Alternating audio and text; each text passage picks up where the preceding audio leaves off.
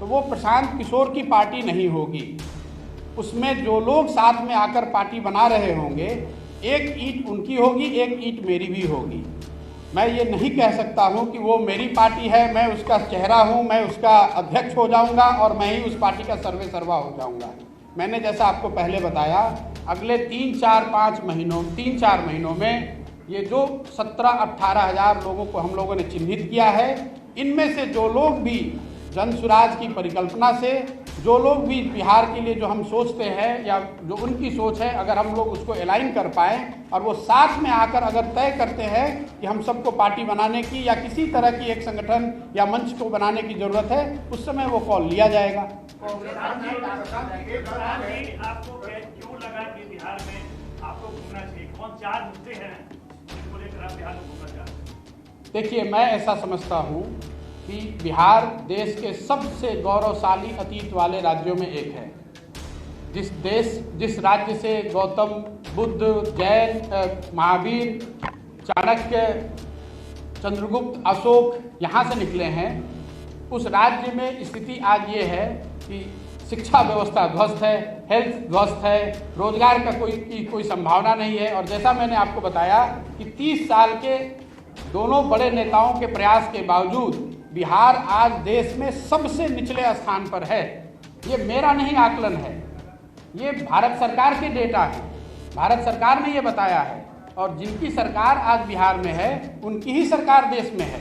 ऐसा भी आप नहीं कह सकते हैं कि ये विपक्ष की सरकार दिल्ली में है इसलिए वो गलत डेटा दे रहे हैं।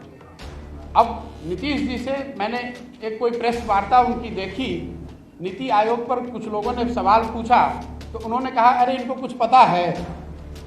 संभव है कि किसी को कुछ नहीं पता है, लेकिन बिहार के लोगों को ये ज़रूर पता है कि आपके यहाँ मुख्यमंत्री रहते हुए बिहार की शिक्षा व्यवस्था पूरी तरह से ध्वस्त है, हेल्थ की व्यवस्था पूरी तरह से ध्वस्त है।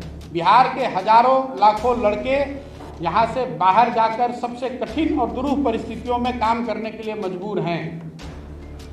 कांग्रेस के साथ आपकी बैठकें चली, हुआ कि प्रशांत किशोर और कांग्रेस की बात होगी? नहीं, कांग्रेस को लेकर जो बात हुई है उसको मैंने ऑन रिकॉर्ड भी कहा है।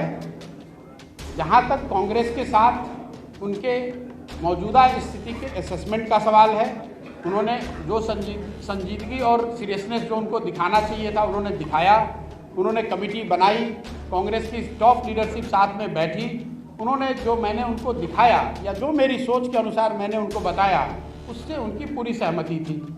उसके बाद जो इस चीज़ को करने के लिए रास्ते बताए गए, उस पर भी गहन चर्चा के बाद एक सहमति बनी कि इन रास्तों पर चलकर बेहतरी हो सकती है।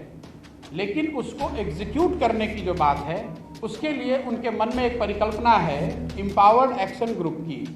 वो चाहते थे कि मैं उस एम्पावर्ड एक्शन ग्रुप में ज्वाइन करके एक मेंबर के तौर पे उस जिम्मेवारी को निभाऊं।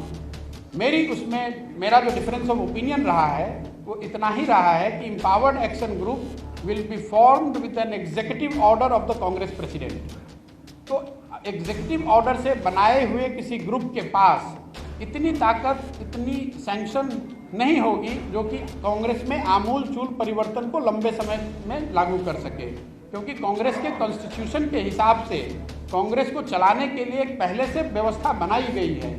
उसमें अगर आप कोई बाहर से ग्रुप बना देंगे और उसको अगर कॉन्स्टिट्यूशनल कांग्रेस के कॉन्स्टिट्यूशन के हिसाब से पूरा सैंक्शन नहीं होगा तो आगे के काम करने में विरोधाभास हो सकता है और वो चीज़ काउंटर प्रोडक्टिव हो सकती है। मैं उनका शुक्रगुजार हूँ कि उन्होंने मुझे बुलाया, मैं उनका शुक्रगुजार हूँ कि उन्होंने मेरी बात में कुछ सही बातें पाई, लेकिन मुझे ऐसा लगा कि मैं उसमें जुड़कर कुछ ऐड नहीं कर सकता हूँ, इसलिए मैंने उसको हम्बली मना कर दिया।